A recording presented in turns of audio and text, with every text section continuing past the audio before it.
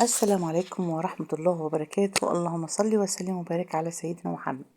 تكملة بقى للفيديو اللي فات بتاع مخلي اللفت. احنا خلينا اللفت وبعد 5 ايام عملنا بقى ايه المحشي بتاعه.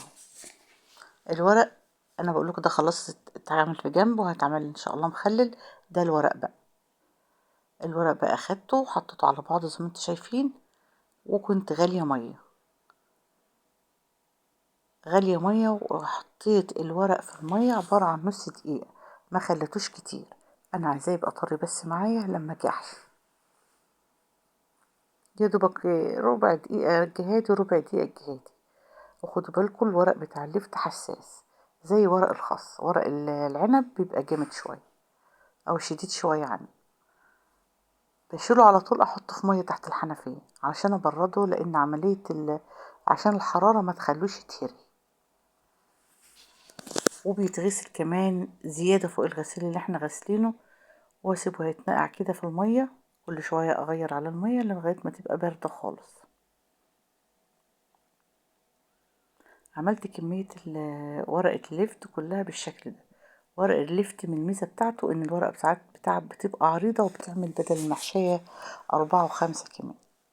نزلت بقى في المية في اخر بقى ايه شطفة بمعلقتين من الخل. طبعا الخل مادة معقمة عشان ايه اضمن ان كل حاجة ايه ماشية تمام، ومفيش اي ميكروب ولا اي حاجة في قلب ايه الخضار. دايما الخضار حتى لما بتيجي تغسليه بتحطي معلقة خل. يلا معايا بقى الرز. حطيت عليه البهارات اللي انت حطاها ومعلقة من البابريكا اللي انت بتحبيها وبصلة مبشورة. البصلة دي بتدي ايه تسكيرة حلوة للمحشي. المحشي طبعا انا عاملة التسبيكة بتاعته ومسبكاها، وكنت ايه سايباها تبرد. نزلت بقى على الرز وعملت خلطة المحشي اللي احنا كلنا بنعرف نعملها. زي ما انت شايفة خلصت كده، وهجيب بقى ايه احشي معاكم. محتاج زيت حط له زيت، لان المحشي عبارة عن مادة دهنية تكترها شوية. المحشي ده بقى من اطعم المحاشي اللي انت ممكن تقول لا ده ورق لفت ايه هنرميه.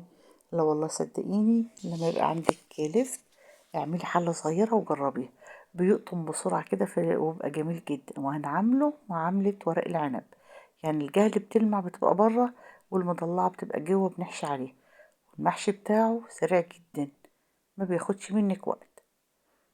لف فيها بقى، يعني حاولي تقفلي من الجناب، هي معاكي الورقة بتمشي وحلوة كبيرة وحلوة زي ما انتوا شايفين. بسيط جدا.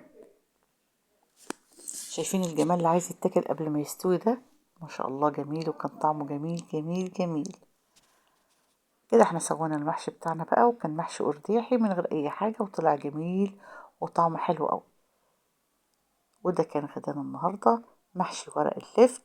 استغلني عملنا الرز بتاعته حادق مخلل، وعملنا محشي ومع بقى ادي المخلل بتاعنا. وكنت مخلله خيار وطماطم، وبارك الله فيما رزق.